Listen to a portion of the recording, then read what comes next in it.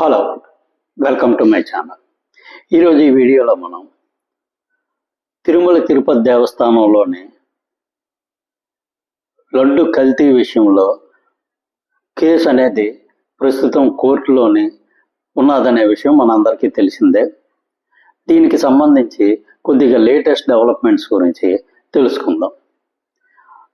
ఈ నెయ్యి కల్తీ జరిగిన సమయంలోనే శ్రీ వైవి సుబ్బారెడ్డి గారు టీటీడీ చైర్మన్గా ఉండేవారు.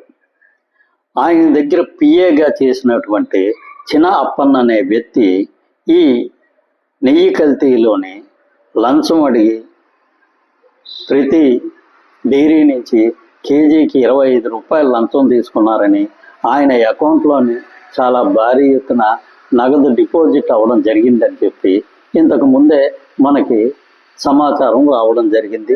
దీని మీద చాలా వరకు వార్తాపత్రికల్లోని సోషల్ మీడియాలో కూడా వచ్చింది.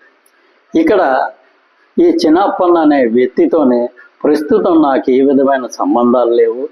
ఆయన నాకు 2013 నుంచి 2018 వరకే నా దగ్గర పిఏగా పనిచేశారు. ఆ తర్వాత ఢిల్లీలోని ఆంధ్ర భవన్లోని రెసిడెంట్ ఉద్యోగిగా ఆయన ఢిల్లీ వెళ్ళిపోవడం జరిగింది. ఆ తర్వాత ఆయనకి నాకు మధ్య ఏ విధమైన సంబంధాలు లేవని చెప్పి వైవి సుబ్బారెడ్డి గారు విచారణ సమయంలో తెలియజేసినట్టు వార్తలు వచ్చాయి.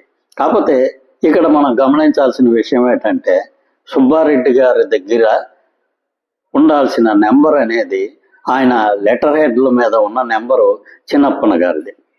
అదేవిధంగా ఈ మధ్య టీటీడీలోని ఈ శుభదం టిక్కెట్లు సంబంధించి విచారణ చేస్తుంటే దాదాపు ఒకే నెలలోని చిన్నప్పన్న గారి పేరు మీద దాదాపు 6,433 టికెట్లు మంజూరు అవ్వడం జరిగింది. ఇలా ఎక్కడో ఢిల్లీలోని రాష్ట్ర ప్రభుత్వానికి సంబంధించిన ఒక గెస్ట్ హౌస్లోని పనిచేస్తున్న ఒక వ్యక్తి ఒకే నెలలో 6,433 టికెట్లని తీసుకోవడంలోనే చాలా వరకు అనుమానాలు రేకెత్తిస్తుంది. ఇక్కడ ఆయన వైవి సుబ్బారెడ్డి గారి రికమెండేషన్తోనే ఇవన్నీ సంపాదించగలిగారు అనేది ప్రస్తుతం బయటకు వస్తున్న వార్తల ప్రకారం తెలుస్తుంది. అంటే ఇక్కడ ఈ కల్తీ కుంభకోణం సంబంధించిన సిట్ ఎస్టాబ్లిష్ చేయదలుచుకున్నది ఏమిటంటే, ఈ చిన్నప్పన్న అనే వ్యక్తి వైవి సుబ్బారెడ్డి గారికి చాలా వరకు అత్యంత కావలసిన వ్యక్తి. ఆయన దగ్గర ఇంచుమించు పిఏ లెవెల్లోనే పనిచేశారు.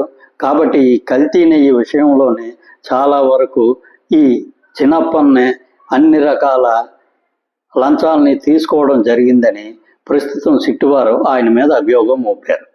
కాకపోతే ఇప్పుడు వస్తున్న కొన్ని వార్తల ప్రకారం వైవి సుబ్బారెడ్డి గారికి ఆయనకి చాలా వరకు సన్నిహిత సంబంధాలు ఉన్నాయి అనే విషయం రూఢి అవుతుంది. ఇక్కడ వైవి సుబ్బారెడ్డి గారు చెప్పినట్టుగా ఆయనకి ఈ చిన్నప్పనికి సంబంధం లేదనే విషయం చాలా వరకు అబద్ధమని తేలిపోతుంది. కాబట్టి ఇప్పుడైనా సరే ఈ సిట్టు వారు ఏమైనా వైవి సుబ్బారెడ్డి గారి మీద చర్యలు తీసుకుంటారా, లేకపోతే ఈ కల్తీ నెయ్యి విషయం అనేది చిన్నప్పన్న దగ్గర ఆగిపోతుందా అనేది మనకి ముందు తెలుస్తుంది. Thank you. ఈ వీడియో నచ్చినట్లయితే ఈ ఛానల్ సబ్స్క్రైబ్ చేసుకోండి.